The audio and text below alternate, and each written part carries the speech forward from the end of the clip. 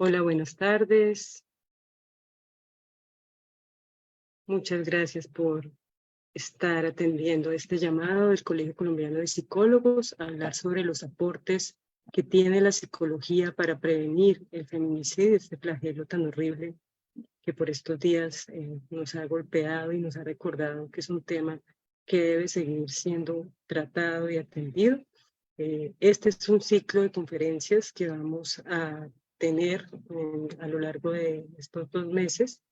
El tema del día de hoy es por qué estos asesinatos son evitables. El próximo es cómo podemos prevenirlos, unas herramientas más específicas. Y el último será sobre el abordaje interdisciplinario que es tan necesario para lograr la prevención.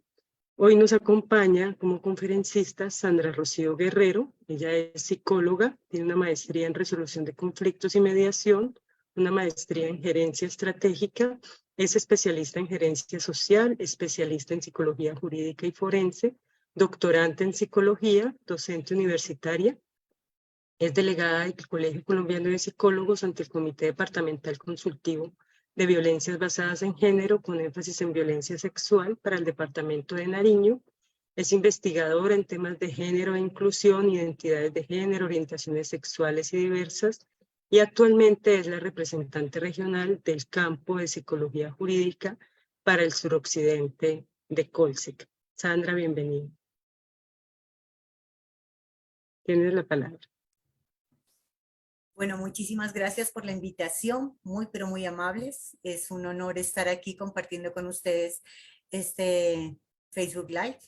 El día de hoy, como nos comentaba nuestra presidenta capitular, vamos a dar inicio a un ciclo de conferencias, de webinars, en donde podemos acercarnos de una manera mucho más detallada a este flagelo social, al fenómeno del feminicidio, que es una expresión de violencia contra las mujeres, es la máxima expresión de violencia contra las mujeres. Y queremos y tenemos la intención clara de identificar cómo desde la psicología podemos abordarlo con herramientas claras que puedan inclinarnos a la prevención de este tipo de homicidios. Vamos a empezar de una manera muy general.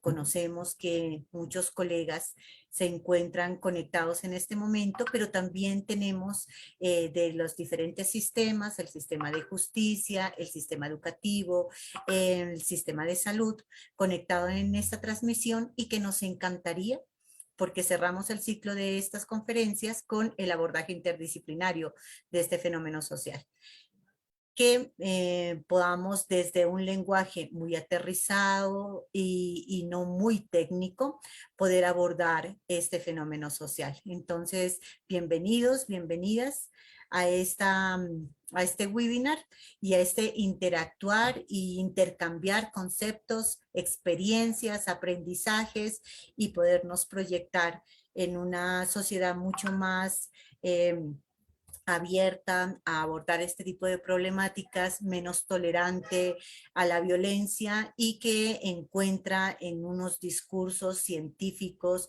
y fuertemente académicos el por qué no podemos naturalizar este tipo de violencias.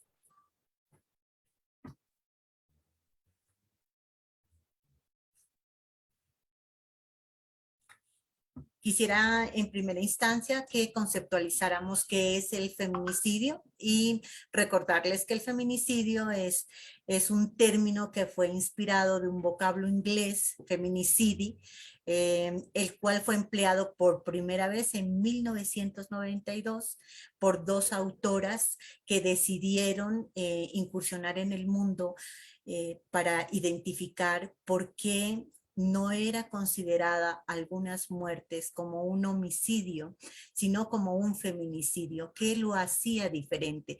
¿Por qué existía la necesidad clara de establecer que este fenómeno se estaba presentando, y que cuando se presenta con unas características especiales que ya miraremos más adelante, no se constituye en un homicidio? Porque las muertes son causadas específicamente por el hecho de ser mujer. Ahí está Gil Rafford y Diana Russell. También podremos abordar que el feminicidio es una categoría y es la categoría más extrema e irreparable porque estamos en una exposición a la muerte de la violencia tácita contra las mujeres.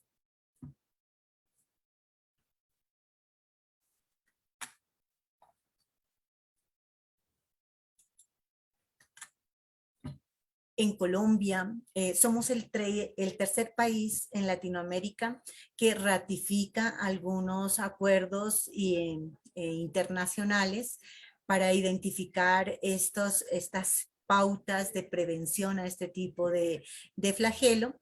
Y en Colombia, en el 2015, nace la ley 1761 en honor a la pérdida que se tuvo de Rosa Elvira Celi, que fue un símbolo. Esto impulsó una ley populista de acuerdo a las características del asesinato y es un símbolo de justicia y un llamado a toda la sociedad colombiana de la época y la actual en la lucha por eliminar pues las violencias contra las mujeres. Y hablamos de las violencias porque son varias, es en un formato de plural, y contra las mujeres porque las mujeres somos diversas entre nosotras. Podemos contemplar que ese abordaje de las violencias contra las mujeres también se ve transversado por la interseccionalidad, reconociendo la diferencia de estos elementos que cuando convergen en una sola persona potencializan los niveles de riesgo, de que las secuelas y el impacto que genera la violencia en la vida de estas mujeres es mucho más álgido que en otras. Por ejemplo, si hablamos de una mujer universitaria, a una mujer de una comunidad indígena, pero que además las dos mujeres son adolescentes y están en embarazo, y para ellas será realmente diferente el abordaje, porque una tendrá mayor acceso al sistema de salud, la otra posiblemente tendrá mayores dificultades culturalmente, socialmente, el impacto será diferente. Es cuando hablamos de interseccionalidad y cuando hablamos de que las violencias contra las mujeres son plurales. Además, recordarles que la ley 1761, que además se unió con los ataques con agentes químicos, los ataques con ácido, víctimas de este elemento que es realmente cuestionable, podemos entrar a tipificar el feminicidio como un delito autónomo. Y esto hace que se garantice la investigación y la sanción a las violencias contra las mujeres. Y cuando estos asesinatos son por motivos de género, de discriminación, y así poder también prevenir y erradicar las violencias y adoptar socialmente y en todos los ámbitos y en todos los periodos de desarrollo evolutivo en el sujeto, pautas de sensibilización para que la sociedad colombiana empiece a ejercer esa sentencia social y empiece a determinar la no tolerancia a este tipo de violencias y a explicarse de una manera mucho más respetuosa el porqué de la naturalización de las violencias en ciertas personas que asumen sentir amor y afecto por quien los lastima.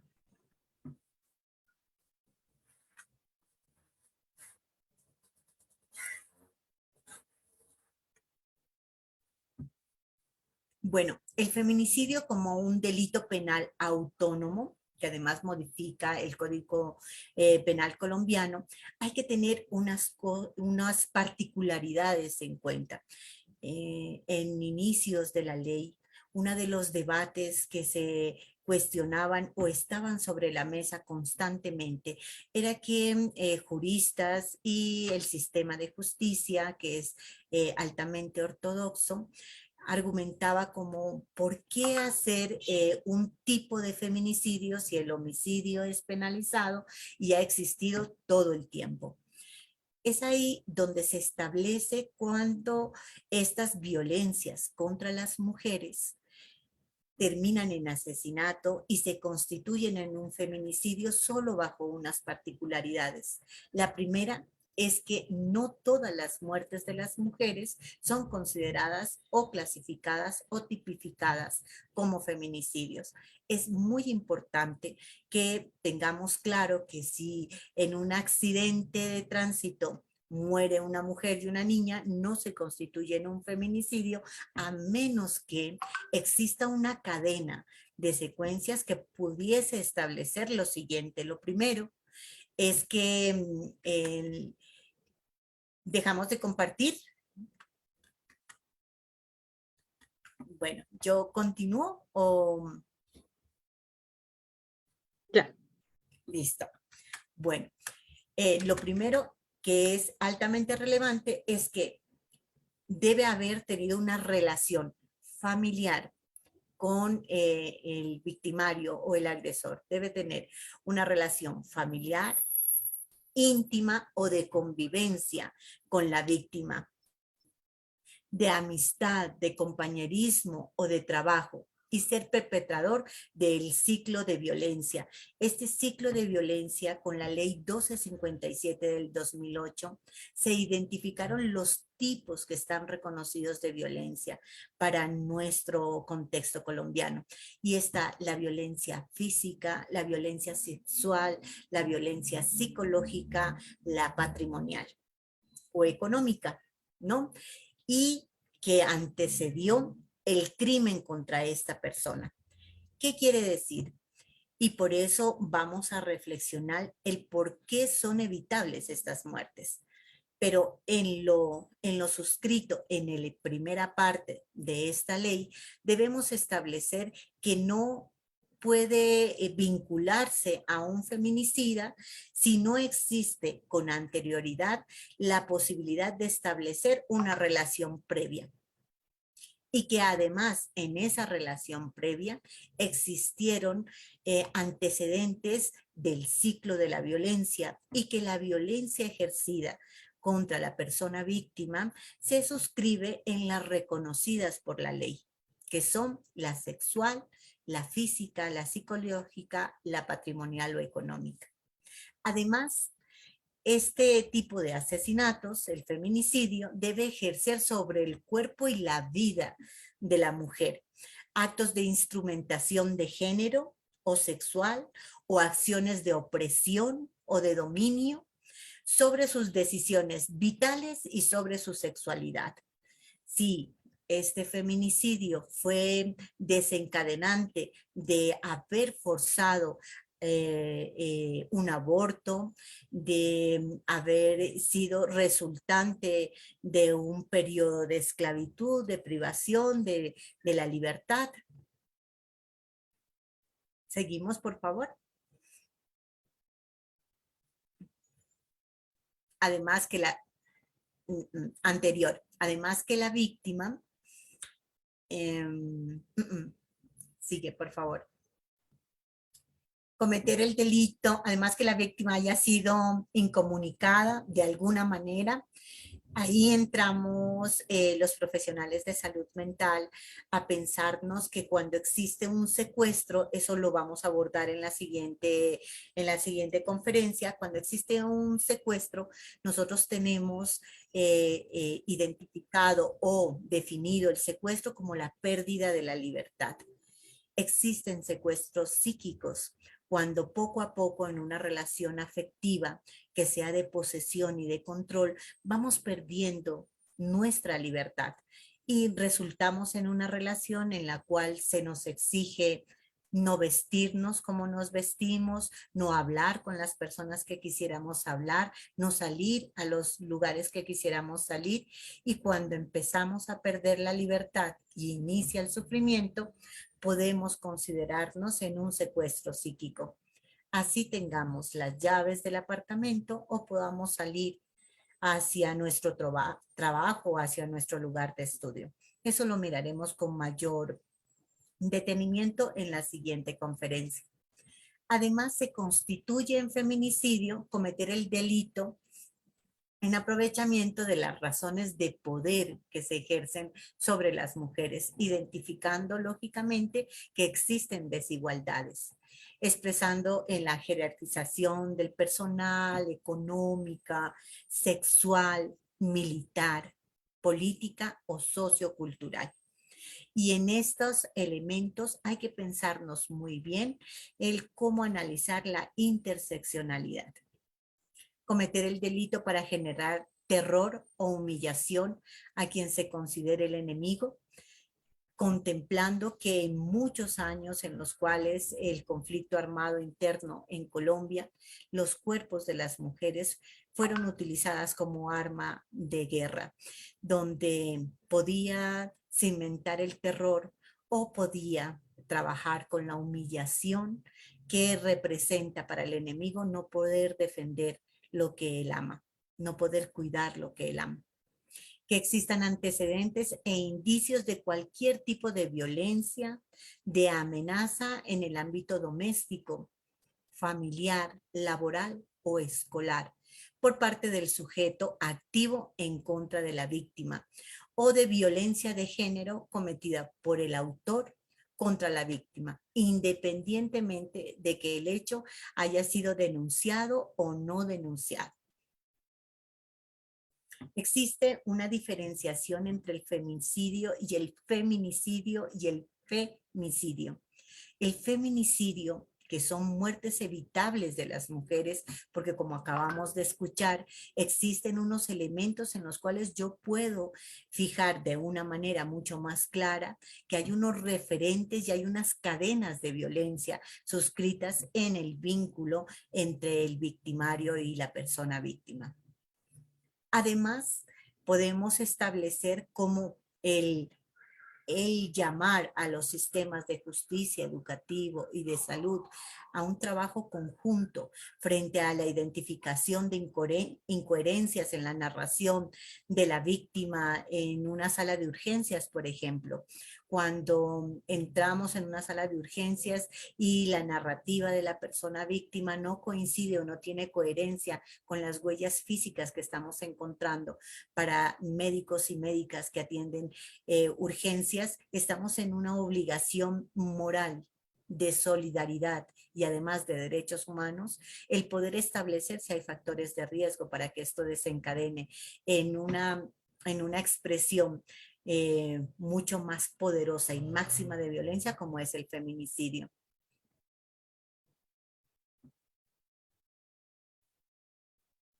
Siguiente.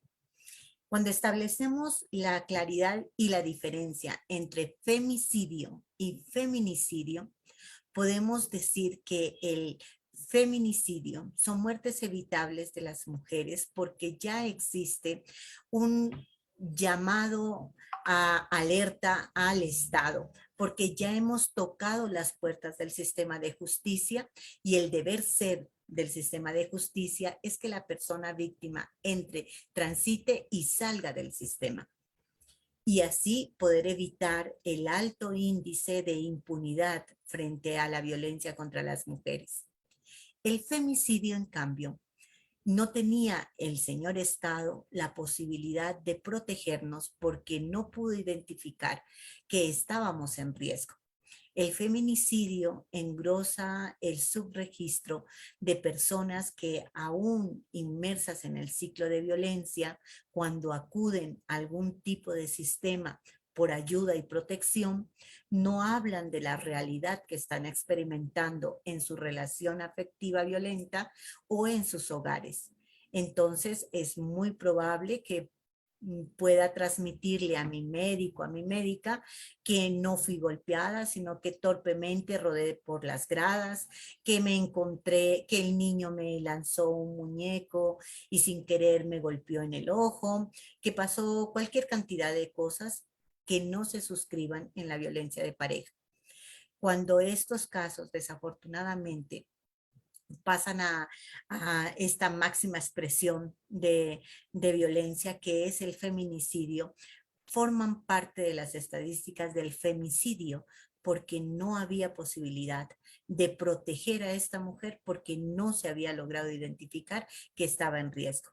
Ahora, El replicar la información de que estoy en riesgo no es responsabilidad exclusiva de la persona víctima. Quienes estamos y somos veedores y observamos y somos respondientes frente a la protección de derechos humanos de este tipo de mujeres, podemos establecer cómo no debería existir tolerancia frente a algunas exposiciones de violencia y frente a algunos eventos de violencia. Si estoy en un escenario académico, por ejemplo, y miro que mi estudiante es alada del cabello o atropellada y sacada de una manera brusca de su aula de clases, la no tolerancia a este tipo de violencias es el inicio para la sentencia social y para que la persona que está agrediendo pueda de alguna manera identificar que no es tolerada socialmente. Lo mismo pasa en el sistema de salud. Como desde el ingreso a urgencias debemos establecer un vínculo con las personas que están acudiendo por ayuda y con ellas podemos claramente fijar pautas de la coherencia que existe entre el discurso con el que entra la persona víctima y las huellas y el recorrido que puedo establecer en las huellas físicas que presenta y darlo a conocer. En los formularios, por ejemplo, de los centros de urgencias, existe una parte en donde el médico o la médica puede determinar que hay sospecha de abuso, que hay reseña o que existen elementos que no pueden establecer o no son consistentes con la narrativa de la víctima y que no son coherentes con su diagnóstico y que se sospecha una relación de abuso.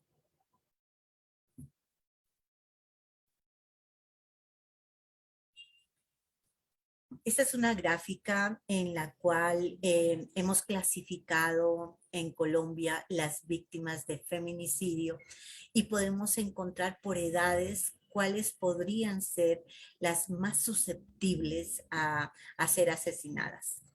No sin antes clarificar que la violencia contra las mujeres no tiene raza, no tiene formación, educación, no tiene estatus económico, no tiene posición geográfica. Puede ser víctima de este tipo de flagelo una mujer de estrato eh, alto como una persona que tenga escasos recursos económicos.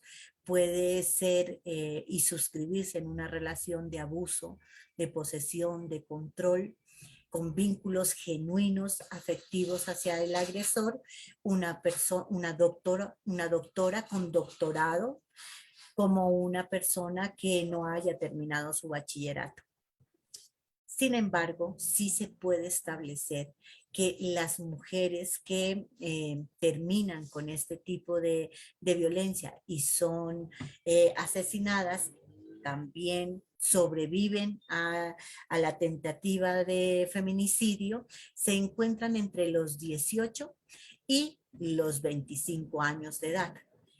Esta pareciera que es la edad más riesgosa, así como se han establecido las investigaciones para determinar cuál es la edad más riesgosa para ser víctimas de agresiones sexuales en la vida de las mujeres. Pareciera que en Colombia, porque no tenemos claro el dato en América Latina, las víctimas de feminicidio están en ese periodo de tiempo, pero tampoco son adultas jóvenes, son adolescentes y adultas jóvenes, también no están exentas en la adulta mayor y las niñas y las adolescentes.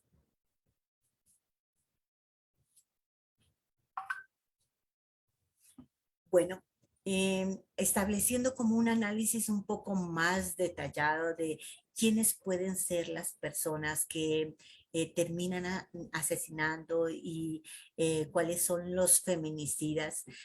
Quería que en este webinar pudiéramos acercarnos a que estas mujeres víctimas de feminicidio son asesinadas por sus compañeros sentimentales y el índice es muy alto dentro de la población que ha sido víctima de feminicidio. Son asesinadas por ex compañeros. El terminar una relación afectiva violenta no nos aleja de la posibilidad y el riesgo de terminar siendo asesinadas por ellos. Por eso es tan importante que generemos un espacio de acercamiento y de reflexión frente al por qué los profesionales de salud mental sensibles, formados en el tema, podemos constituir un punto aparte en la vida de las personas que solicitan ayuda, porque estas personas necesitarán reinventarse después de haber permanecido por un periodo extenso de tiempo en una relación de abuso, porque cognitivamente tendremos que contemplar que han atravesado por distorsiones cognitivas. Tenemos que contemplar que esa reinvención de esta mujer tiene que pasar por el tramitar y gestionar un alto contenido de violencia psicológica, que debemos despertar las alertas en el sistema de justicia para que se activen las rutas de atención, de prevención, de promoción de derechos humanos, de vigilancia y de control frente al actuar y a la presencia de los ex, que se suscriben como ex. De este grupo de mujeres víctimas de feminicidio, que han sido los victimarios, las exparejas, también encontramos un porcentaje importante de un antecedente de denuncia por violencia intrafamiliar. Estos feminicidas no únicamente son los compañeros sentimentales, también encontramos feminicidas a hombres que pertenecen a la familia de la víctima y a hombres conocidos, cercanos a la vida de las mujeres.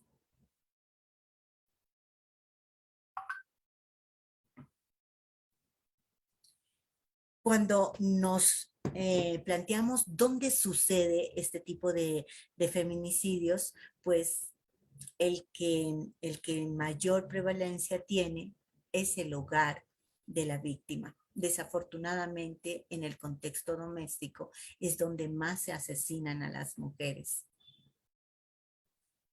También son asesinadas por grupos armados ilegales, por mafias, por encargo, en manos de sicarios, asesinadas por fuerzas militares.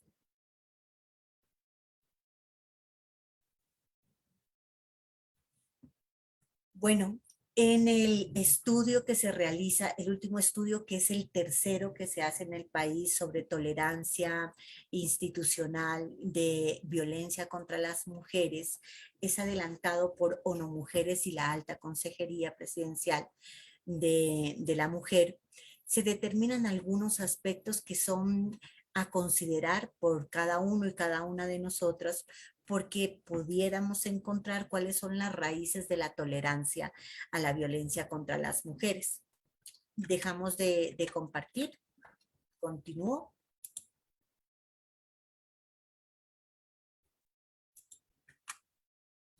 Bueno, el primero de ellos es que las mujeres que siguen con parejas después de ser golpeadas es porque les gusta. Esto que pareciera que existe una mala información sobre pensar que la permanencia en una relación de abuso es por gusto, por deseo, por complacencia, o como se dice popularmente y bajo un velo de ignorancia, por masoquismo. Pues las personas entrevistadas en este estudio de la tolerancia social e institucional de la violencia contra las mujeres, el 8% que son funcionarios del sistema consideran que sí, que si se quedan en una relación de abuso es porque les gusta. Además, el tema de violencias contra las mujeres tiene más importancia del que merece. existe la percepción de que se habla mucho de las violencias contra las mujeres y que existen muchos días para la mujer, el Día de la No Violencia contra las Mujeres, el Día Internacional de la Violencia, el Día de la Madre. Eso hace que en un 28% los funcionarios y funcionarias responden que están de acuerdo con esta aseveración. Además, por lo general, las mujeres exageran los hechos de violencia. Los funcionarios y funcionarias consideran en un 24% que sí, que las mujeres hacen mucha bulla cuando son golpeadas. Debemos reflexionar que cuando una mujer ha sido golpeada y permanece en la relación porque no huye ni se va, que sería uno de los impactos que genera la violencia, es la huida o el escape. Si ella permanece en la relación de abuso es porque existe ya un referente de abuso psicológico, de violencia emocional y psicológica. Y después la violencia física. Cuando la violencia física está presente, es muy común que esté de la mano de violencias psicológicas e inclusive de violencias sexuales.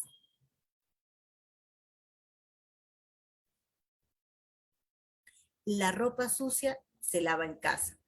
No hay que hacer bulla porque ¿cómo es posible que estemos en boca de todo el mundo? Pues el 51% de los funcionarios encuestados pertenecientes a instituciones de justicia y de protección consideran que la violencia intrafamiliar debe resolverse en el plano doméstico, que no tiene por qué volverse o salir de las esferas de la casa. Lo que pasa en el espacio privado no es responsabilidad de las instituciones. Están de acuerdo el 19% de ellos y de ellas, porque dijeron que sí, que debe ser solucionado de puertas hacia adentro y que eso no es una responsabilidad de la institucionalidad.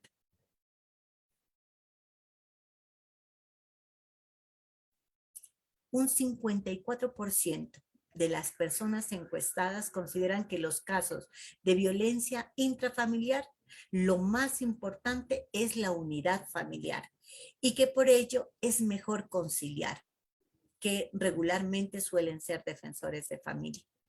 Quiero recordarles que la ley 1257 desde el 2008 no nos obliga a las mujeres a confrontarnos con nuestro agresor.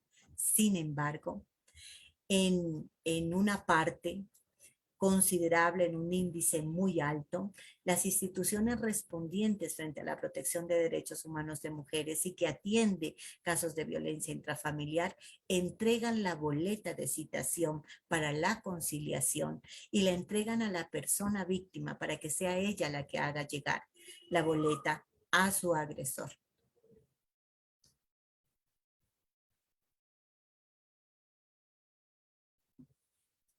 Después de todo esta exploración frente a esas creencias que se tienen y que preocupan porque es desde instituciones respondientes frente a la protección de derechos, yo les he traído esta gráfica para que miremos cuáles son las armas que utiliza el feminicida.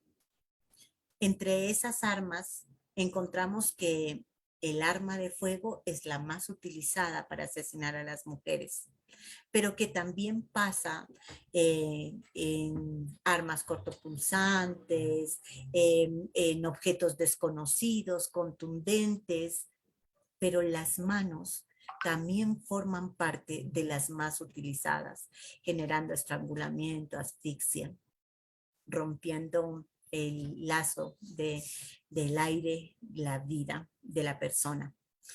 Tenemos también que existen cuchillos que en el momento de efectuar el feminicidio se toma un arma contundente, se le llama, porque pueden tomar un mazo, un martillo, pueden tomar un utensilio de la cocina para infringir el dolor y quitarle la vida a la persona que están golpeando.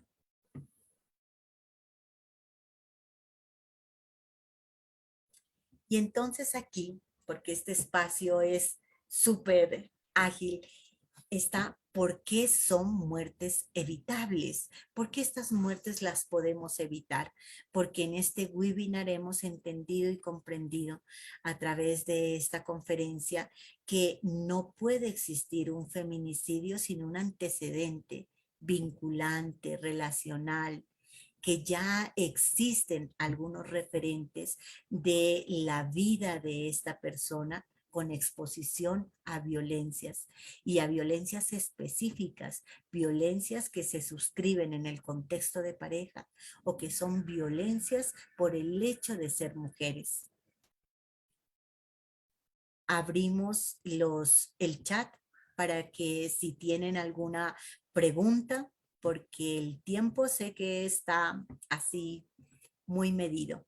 Entonces, queremos dejar esta pregunta para la próxima conferencia y estoy atenta para las preguntas que pudieran desarrollarse. Bueno, Sandra, por aquí tenemos una primera pregunta y es, ¿por qué es tan importante diferenciar entre un feminicidio y un homicidio ordinario? Muchísimas gracias.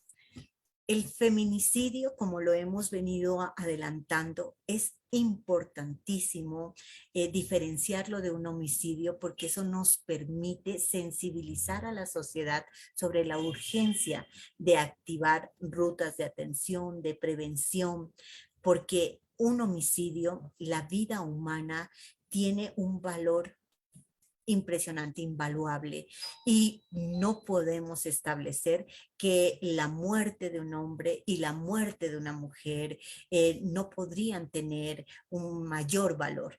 Pero sí debemos establecer que cuando se constituye en feminicidio es la invitación que tenemos a revisar cómo le fallamos a esta persona, por qué si podíamos evitarlo. No podemos evitar un homicidio en un accidente de tránsito, en un asalto que salió mal, en un desastre natural y yo pasé por encima de la gente, pero cuando es un feminicidio hay todo un referente sociocultural de tolerancia, de presencia de manifestaciones de violencia que hay que tener presentes, porque si existe ese referente y esa cadena de violencias, fácilmente podemos girar nuestra mirada para acompañar, comprender lo que no entendemos, leer, formarnos y responder frente a la protección de los derechos de esta mujer. El derecho a la vida es de ellos y de ellas, es de todos y de todas. Pero a una vida con dignidad también tenemos derecho las humanas y a veces no lo recordamos. Así es, Adriana nos hace un comentario, dice, es muy importante colocar sobre la mesa las validaciones sociales e institucionales del feminicidio y otras violencias por el hecho de ser mujer, culpabilizar a la mujer por ser víctima.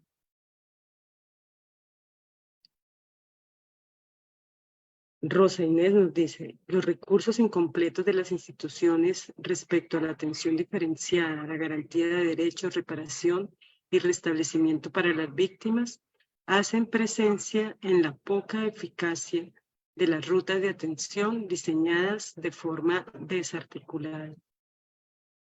¿Qué puedes decir sobre los comentarios? Bueno, yo les puedo decir con toda claridad y muy respetuosamente que las rutas de atención no son la solución, la operativización de las rutas.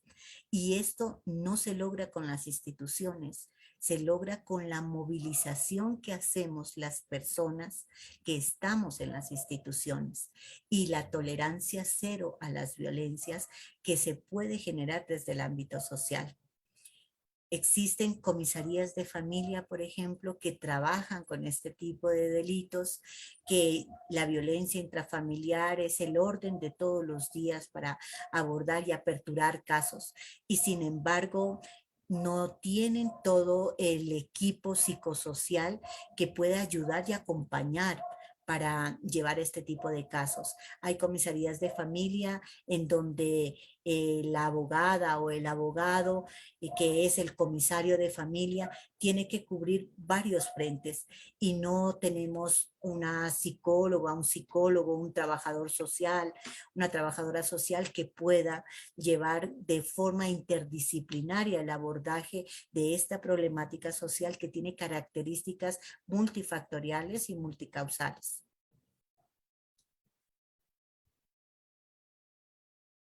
Gracias, Sandra. Para ir cerrando esta pregunta, dice, ¿qué hacer cuando le piden a la víctima que sea ella la que pase la boleta y se le obligue a confrontar al agresor? Bueno, por eso a mí me encantan estos escenarios, porque podemos reconocer de hoy en adelante a las personas que no conocían la ley 1257, que existe de una manera clara la posibilidad de rescatar el derecho que tengo yo de no confrontar a mi agresor, y que esta conciliación no está enmarcada en la ley 1257, que inclusive puede iniciar una investigación disciplinar al funcionario o funcionaria que insista con una sesión de conciliación. Cuando se aborda el sistema de justicia y se solicita apoyo, amparo y protección, debe conocer el funcionario o la funcionaria pública que este no es un requisito procesal, la conciliación. Sin embargo, quienes asumen o siguen generando esta práctica de la conciliación, las personas víctimas pueden acercarse con toda la claridad y refutar la posibilidad de llevar la citación, porque no, si yo no lo quiero, no puedo ser obligada a ser confrontada con mi agresor. También es importante para los agresores que nos escuchan que retiren la responsabilidad de los hombros de la víctima de quitar la denuncia. Este delito es un delito no querellable. Eso significa que el Estado deberá llevar hasta las últimas consecuencias en su investigación, y que la persona quiera retirar la denuncia, que esta denuncia no necesariamente debe colocarlo la persona víctima, porque puedo ser yo como vecino, yo como docente, yo como persona, hermana, que soy consciente de que ha sido víctima de abuso, quien ponga la denuncia. Pero si una vez me retracto de ella, mi responsabilidad no es que cese el proceso. La responsabilidad del Estado es llegar a la investigación hasta establecer si existió o no. Bien, Sandra, muchas gracias. Tenemos otros comentarios que seguro podremos abordar en los próximos encuentros sobre el lugar de las instituciones educativas en la prevención del feminicidio, sobre la responsabilidad de las instituciones cuando aún teniendo unas denuncias ocurre el feminicidio. Entonces, para que no pasemos a ese tema y respetar los tiempos, les agradecemos estar atentos y atentas a nuestro próximo encuentro. Sandra, como siempre, muchísimas gracias por tu disposición y un fuerte abrazo para ti y para todas las personas que nos acompañaron el día de hoy y que nos verán en diferido. Cuídate mucho. Muchísimas gracias.